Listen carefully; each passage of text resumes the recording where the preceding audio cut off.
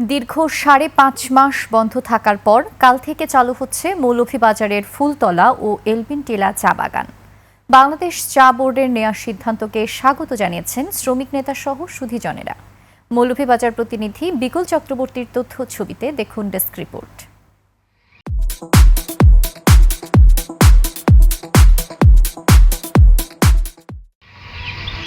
এভাবে মৌলভীবাজারের জুড়ি উপজেলার ফুলতলা ও এলবিন টিলা বাগানের কুড়ি পাতাগুলো বড় হয়ে চা তৈরির অনুপযোগী হয়ে উঠছে।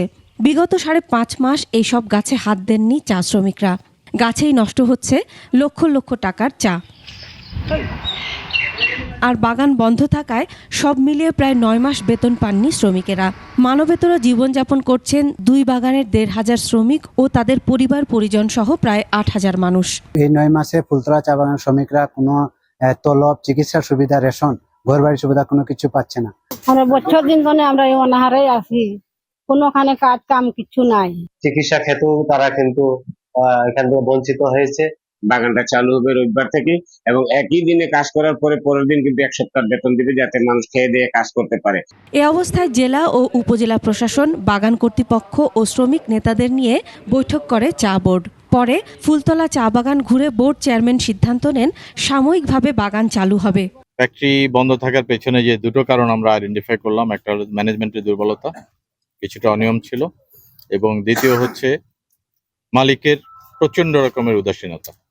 আমরা টি বোর্ডের পক্ষ থেকে ১ সপ্তাহের অগ্রিম তাদেরকে ভাতা দিয়ে কাজে ফেরত নিয়ে আসতেছি। এই টাকাটা আমরা লোন আকারে বাগানকে দিচ্ছি। পরবর্তীতে আমরা বাগান উৎপাদন হলে বা মালিক যখন ফেরত আসবে, মালিকের কাছ থেকে এই টাকাটা আমরা উদ্ধার করে নিব।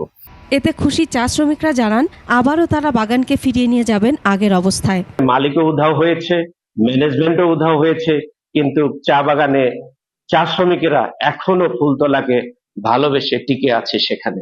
১ জুন থেকে শ্রমিকরা বাগানে কাজে যোগ দেবেন এবং সোমবার তাদের ১ সপ্তাহের হাজিরা চা বোর্ড থেকে দেয়া হবে। Masuma Lisa, desk report, ২১ television.